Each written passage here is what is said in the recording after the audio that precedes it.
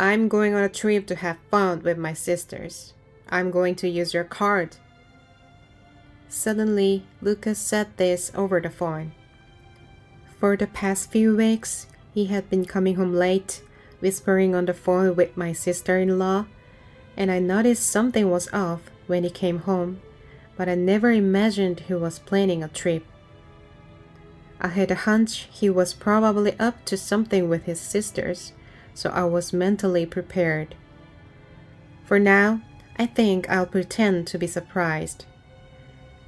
I don't really understand why. Why use my card? I'm fully aware that his departure date for the trip is today. It's truly laughable. If he plans to deceive me, I wish he would at least plan it carefully. I felt a bit sorry for him, and I overlooked his unreasonable remarks until now. But today, of all days, I was so filled with anger that I wanted to shout, "I have to say something!" Being as prepared as I am, there's no way I haven't taken measures. I've never argued with those mischievous siblings before, but now I'll give them a piece of my mind and render them incapacitated. If I can just get through today, everything will be settled and I can move on. They seem to be enjoying themselves, but one of their travel companions is actually a partner in a revenge plan I've orchestrated. I'm Emily, 33 years old, don't have any children, and bought a detached house with my husband Lucas a few years ago. I started working at my current company right after high school. Thanks to my dedication to my job, I was recognized by my superiors and encouraged to obtain qualifications for career advancement. The company culture valued individual qualifications and achievements, and I held a position at an unusually young age, becoming a chief at 21. However, I don't think being a chief is something to boast about. I aspire to be promoted to a division head in the future. After becoming chief, we welcomed a few new employees, and Lucas was one of them. He is older than me, but in terms of company hierarchy, he is below me. I was tasked with training 3 new employees, including Lucas. Even though you're around our age, you are a chief? That's impressive. Thank you. I think I'm about a year younger, but I do have work experience. I've been working for this company since I graduated from high school. You started right after high school? That's impressive from such a young age. I respect that. He used to flatter me like this. Eventually, I gave in to Lucas's passionate advances, and before I knew it, I had fallen in love with him. From there, our story followed the usual love story progression. Dining at restaurants, weekend drives, and then moving in together. When living together, small issues became more apparent, especially Lucas's carelessness, but I thought maybe he felt relaxed with me. We didn't take much time to move from living together to getting married. Naturally, we discussed our future together. My idea is for Emily to stay at home. I'll earn the money, and Emily will manage the household. I want to become a father soon, and I also want to buy a house and even have a wedding. I think the older should be getting married first, then looking for a house, and lastly, having kids. What do you think?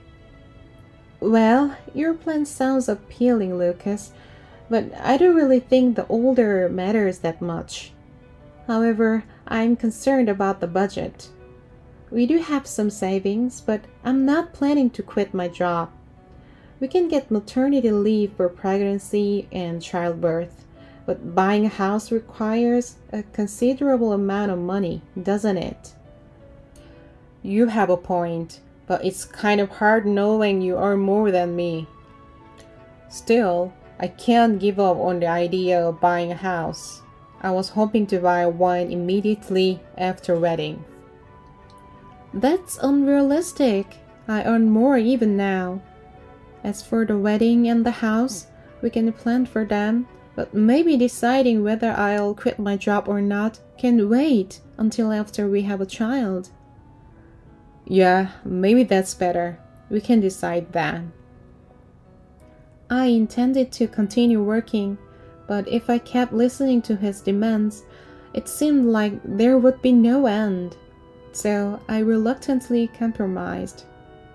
Before the wedding, Lucas's sister was traveling and couldn't attend the family meetup.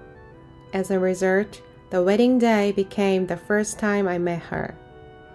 As I was in the waiting room of the wedding venue, she barged in, took a good look at me, and with a smug smile, she said, "Oh, is this Lucas's choice? She looks quite plain compared to his previous girlfriend."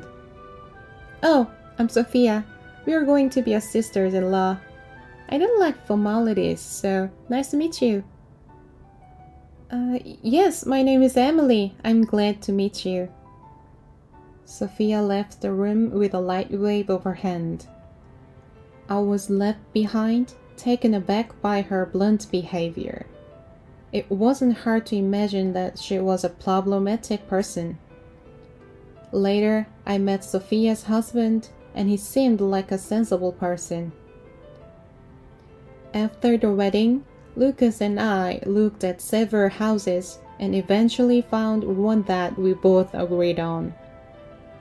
I realized that I couldn't live as carefree as when I was single, so I became more focused at work.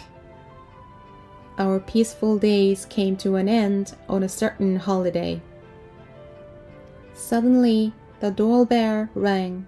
I couldn't get to the door immediately, so I asked Lucas to answer it. The person who entered with a cheerful voice was Lucas's sister-in-law, Sophia. "Hi, Emily. And wow, Lucas, way to go! Such a stylish home. You really did well, my little brother." "Thanks. I've been working hard to earn. Consider this place as your second home and feel free to come over anytime." "Oh, and Emily, can you get some tea and snacks quickly? Sophia took the time to visit us." I was annoyed by Lucas's domineering attitude. It seemed he wanted to show off in front of Sophia. I suspected that he told her he bought the house all by himself. In reality, I provided the down payment and the mortgage payments come from my account. However, Lucas was adamant about having the house in his name. We compromised and put it under his name. It's our house, so I thought it didn't matter whose name it was under.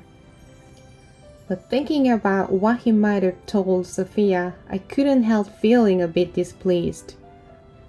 However, I didn't want to create an uncomfortable atmosphere, so I did as Lucas said. "I hope you like it. Lucas really works hard." "See? Emily always seems to look down on people, doesn't she? Just like a boss." "Actually, I am in a higher position than Lucas at work." "Oh, right. Did I not mention it? When I joined the company, Emily was already a team leader, right? It makes sense since she started working right after high school. But I believe it's only a matter of time before I surpass her." "Wait, you only graduated from high school? You seem so smart, but you have a lower educational background than me." "Is it embarrassing to only have a high school diploma?" "Not really, but I have a higher education than you, and I'm your sister-in-law, so I feel I can ask you for favors easily." "Well, that's true. Emily, you should prioritize what your sister says. Remember, if you don't listen, You won't be allowed to live in this house. I was a bit taken aback by their comments. Just because I only graduated from high school and am her sister-in-law, does that mean they can easily ask me for favors? Moreover, not allowed to live in this house? Do they really think that's a valid argument? If it was a joke, that would be better. For the time being, I smiled and discreetly moved to the kitchen. I overheard their conversation in the living room. It seemed that their earlier talk was not a joke. After a while, my sister-in-law came to the kitchen. "Emily, I actually have a favor to ask. Will you listen to me?" "Is there something you're troubled with?" "I just need some money. About $3,000 should be fine." "Do you think $3,000 is a small amount?" "That's quite a lot. Can you explain why you need it?" "You're so nosy. It's just $3,000, right? You're a manager, so you can afford it. It's for home renovations." "Home renovations? Didn't you say you lived in a condo?" "I remember you bragging about it quite obnoxiously not too long ago." Did I say that? Anyway, just give me the money. Lucas says it's fine to lend money, but he wants to go through you." "Why are you deciding all by yourself?" "Emily, just give her the money. If you want to continue working, give her the money. Otherwise, I'll contact your boss right now and tell them you're thinking of resigning." "Understood. I'll prepare the money for Sophia, but please prepare a written agreement." "An agreement? We're family, aren't we?" "Whether we are family or not, this is my condition. Also, please prepare an identification card with a stamp and a photo. Otherwise, I won't give you the money." That's annoying, but if I can get the money, I'll do as you say." "Tomorrow is fine, right? It'll be in the evening." My sister-in-law forcefully borrowed money from me. My intuition was telling me that I needed a promissory note. The next day, while complaining, my sister-in-law brought her SIL and ID as promised. I didn't notice before we got married, but I was surprised by the excessive love for Lucas's sister. The only word I could think of was dumbfounded. Trying to explain anything to him would probably be a waste of time. Apparently, my sister-in-law enjoyed buying luxury brands with that money. After that, the demands for that never ceased, and the intervals between loans got shorter. However, whenever I lent money, I made sure to have a promissory note. She managed to accumulate a debt of about $7,000 in just 1 month. Just when I thought it had to end, I received a promotion offer from my boss, from team leader to department manager. I was so happy I could almost cry. I returned home jumping with joy, and I brought up the promotion topic to Lucas, who was relaxing at home on paid leave. "Lucas, guess what? Big news!" "Oh, you're back. You look so happy. What happened?" "Actually, today my boss offered me the position of department manager.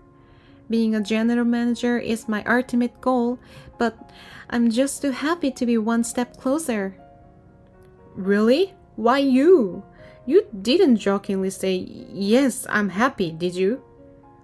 "Of course not. You knew I was aiming for the general manager position, right?"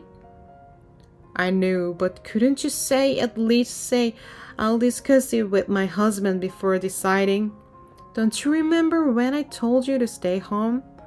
It's not fair for me to stay the same and for you to get promoted."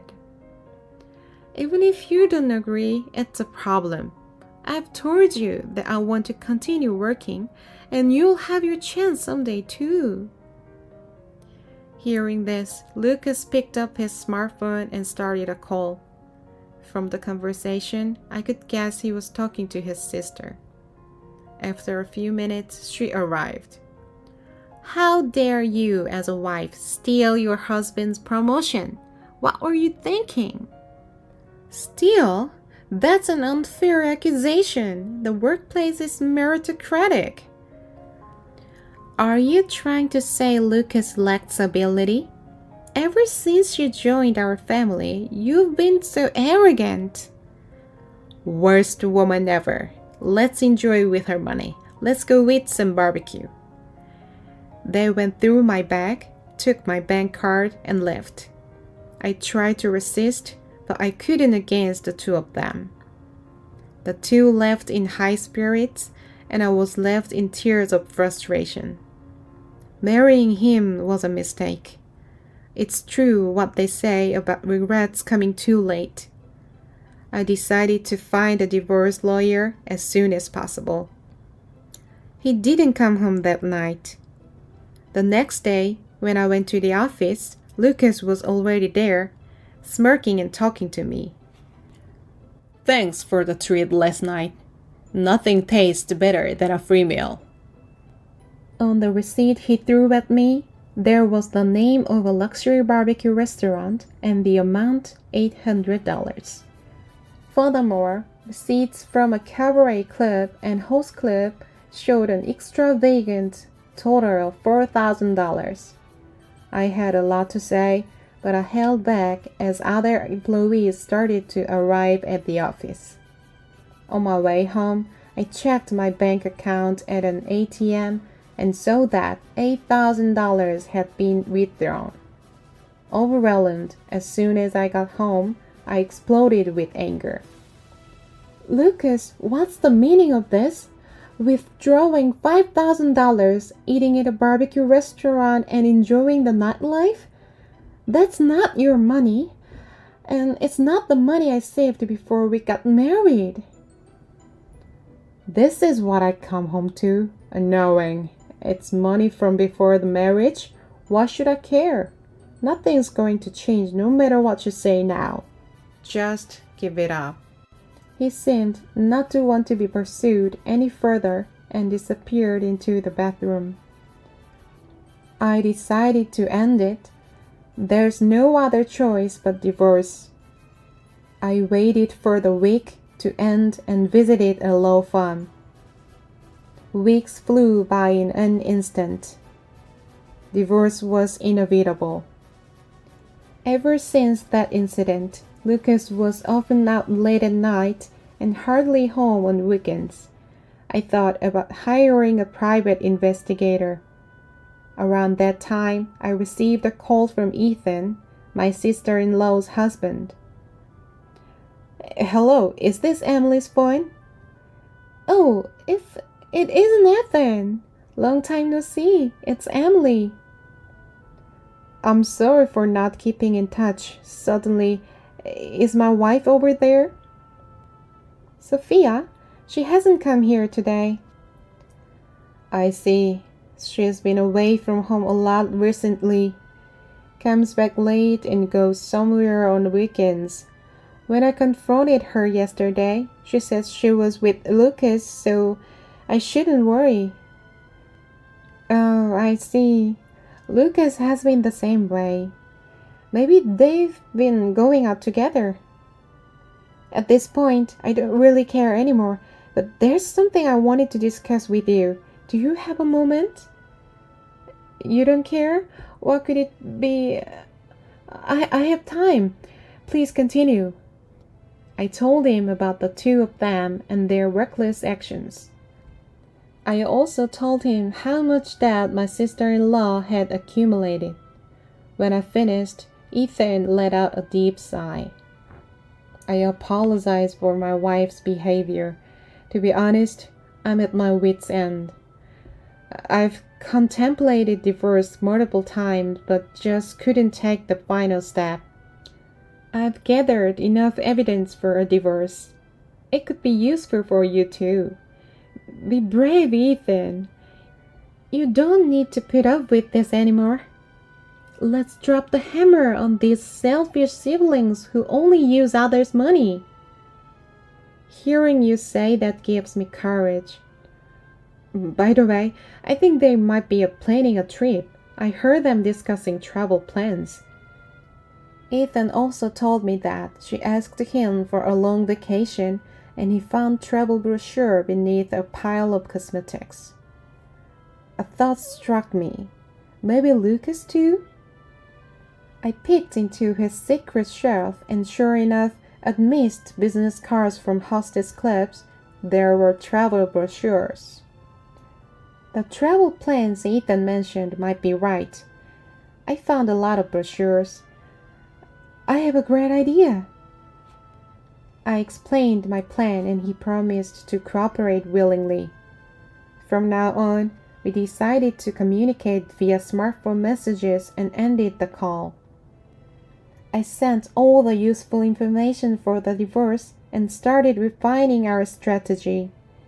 Then, 2 weeks later on a certain morning, Lucas left home unusually early. In reality, thanks to a message from Ethan, I already knew the reason as of yesterday. After a few hours, the phone rang. I'm going on a trip with my sister. I'll be charging it to your card. So, thanks in advance. For the past few weeks, he'd been coming home late and whispering on the phone with Sophia. I had been wondering what was up, but now I knew. I knew they were up to no good, but my countermeasures were already in place. But for now, let's pretend to be surprised, shall we? On my card? Why? Tell me the reason. Seriously? You're so oblivious. Damn. I've been discussing travel plans with my sister. Even your brother-in-law is involved. He's coming as our bodyguard and caretaker. Lately, Emily, you've forgotten your place. Ever heard of living within your means? My sister said you won't understand unless we discipline you. So, from now on, just listen. It was time to snap. I've been extremely patient and tolerant with the two of them, so I think this kind of counteraction is justified. The word mercy no longer exists in my vocabulary. Lucas, can you say that again? Again? Emily's card. Weird. My cash card is in my wallet, isn't it? You're joking, right? It's right here, I have it. Wait. This isn't it. So clumsy. I can't believe you didn't notice. The card you took is an old expired membership card from the fitness club. I admit it looks similar though. That's impossible. No way. It's a membership card. When I looked at it, I was sure it was a bank card. Is your eyesight okay? I can hear your whole conversation because the speaker on your smartphone is on. Who would be so stupid as to confuse a fitness club membership card with a bank card? I saw it too. How did this even happen? So it was a sibling conspiracy. Disappointing. If you mustn't know, I swapped the bank card with the membership card last night. I was worried about checking it before you left this morning, but it seems you didn't. Emily, stop doing stupid things. I'm the one who wants to call someone stupid here. I feel sorry for you, Lucas. Why do you think you are acting like this as his wife? You won't get away with this next time we meet.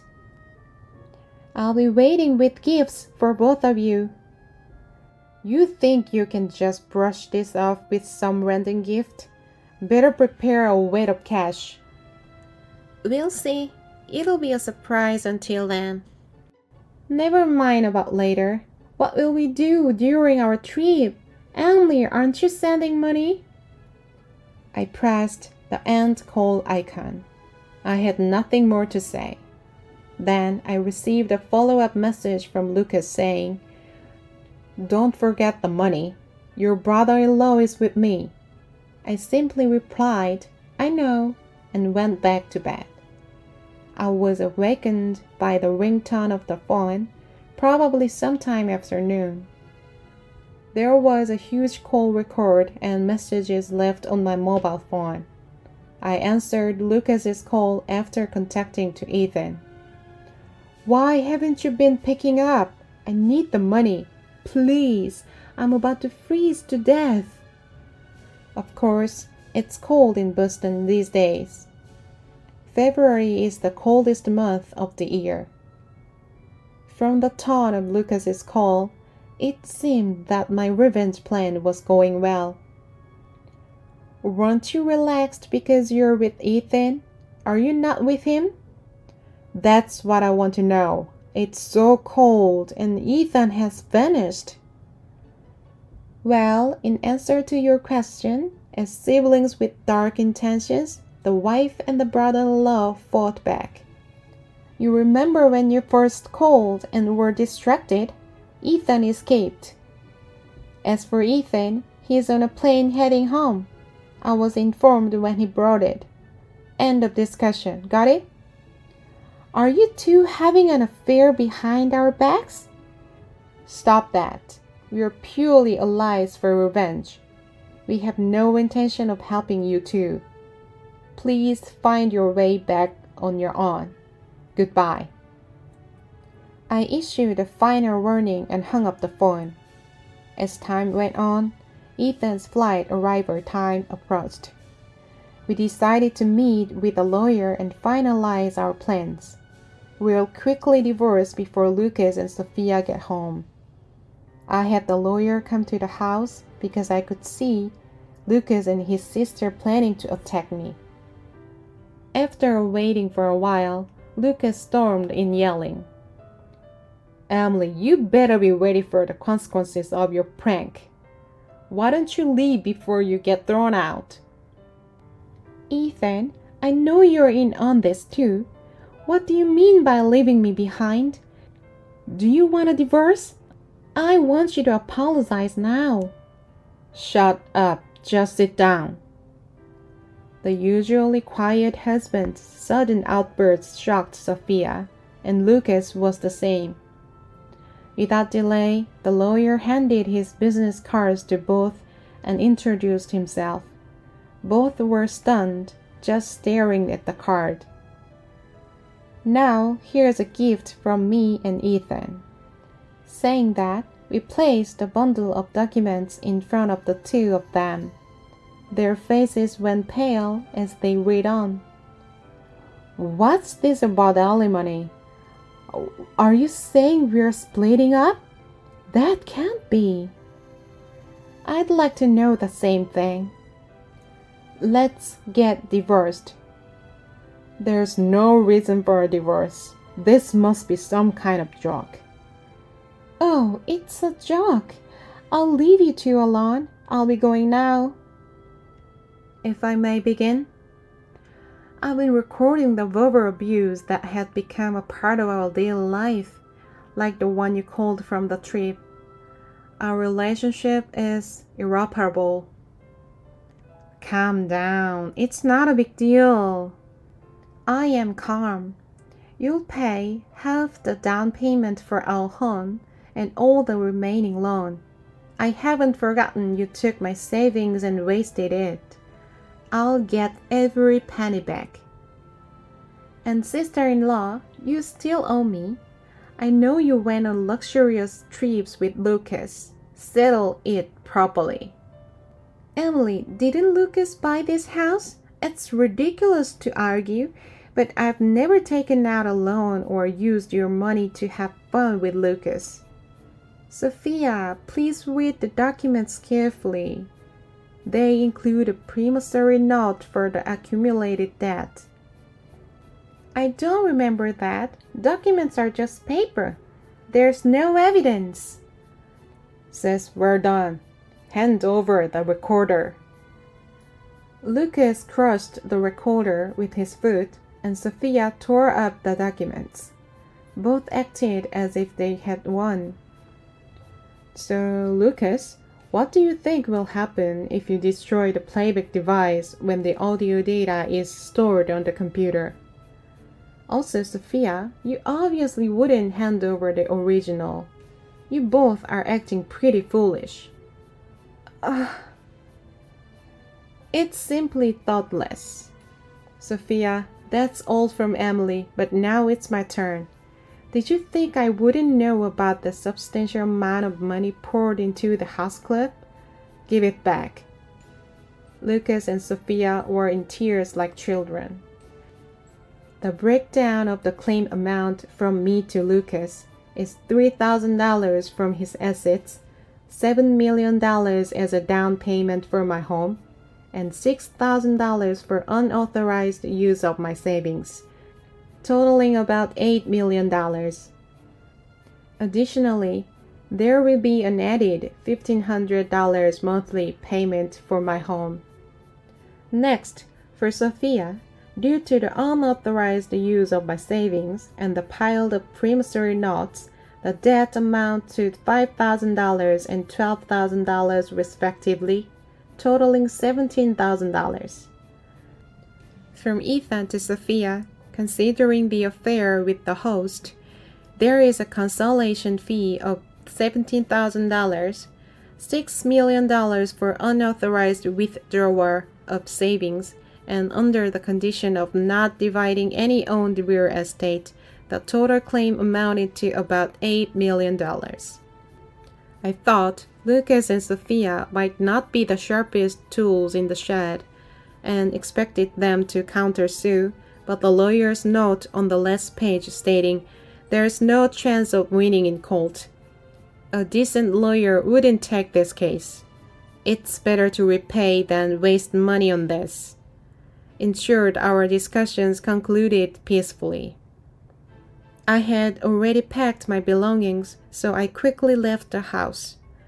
The internal family dispute became known to the company, and he was demoted. Within a month of the incident, I received a call from Lucas. "Emily, it's so lonely being alone. I never realized how miserable it is to live by oneself. I want us to be together again. I'm willing to prioritize your career above all." "That's not happening. Never call me again." "Emily, it's me, Sophia. Are you listening? Please reconsider things with my brother. I believe we can be like real sisters and live together, the three of us. It'll be fun every day. I think we can respect each other's feelings more from now on." "Sophia, what's broken can't be mended. Let's put an end to this." Teary-eyed appeals don't work on me. I've set my phone to reject all calls and messages from the two of them. Lucas and Sophia seem to have also pleaded to Ethan in a similar manner, but he too appears to have decided to cut off all ties with them. I happened to see their house from a taxi, and there was a for sale sign up. I received the money in a lump sum, so I've had no involvement with them since. The whereabouts of the siblings are unknown. After bidding farewell to that house, I bought a condominium. My career has been on track, and I've been given a tentative promotion to the head of the department, a long-time dream of mine. Ethan, who used to be my brother-in-law, and I have been dining out together several times, hinting at the possibility of a relationship. He is considerably older than me, but our conversations are enjoyable, and it feels like we are on the same wavelength. We have many commonalities in our thought patterns. Everything has been going smoothly since ending my marriage. Divorcing was the best decision. As for the what's next between Ethan, my former brother-in-law, and me, that's a story for another time.